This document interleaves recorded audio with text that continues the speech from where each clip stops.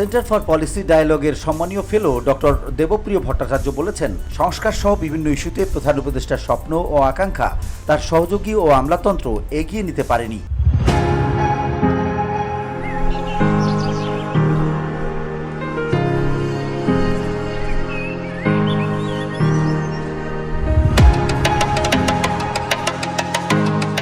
বৃহস্পতিবার দুপুরে সিলেটে সিপিডির উদ্যোগে নাগরিক প্ল্যাটফর্মের প্রাক নির্বাচনী আঞ্চলিক পরামর্শ সভা শেষে সাংবাদিকদের প্রশ্নের জবাবে এসব কথা বলেন তিনি। ডক্টর দেবপ্রিয় ভট্টাচার্য বলেন যে আগ্রহ নিয়ে প্রধান উপদেষ্টা অর্থনীতির শ্বেতপত্র প্রণয়ন, টাস্কফোর্স গঠন সহ বিভিন্ন সংস্কারের উদ্যোগ নিয়েছিলেন তা আশানুরূপ গতি পায়নি। তিনি বলেন, আগামী দিনের নির্বাচনী ইশতেহারে সেই প্রতিশ্রুতিগুলোকে স্থান দেওয়া প্রয়োজন, যার ধারাবাহিকতা নতুন সরকার রক্ষা করবে।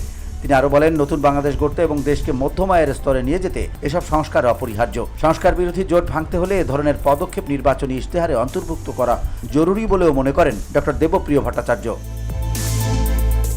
VOD Bangla news desk.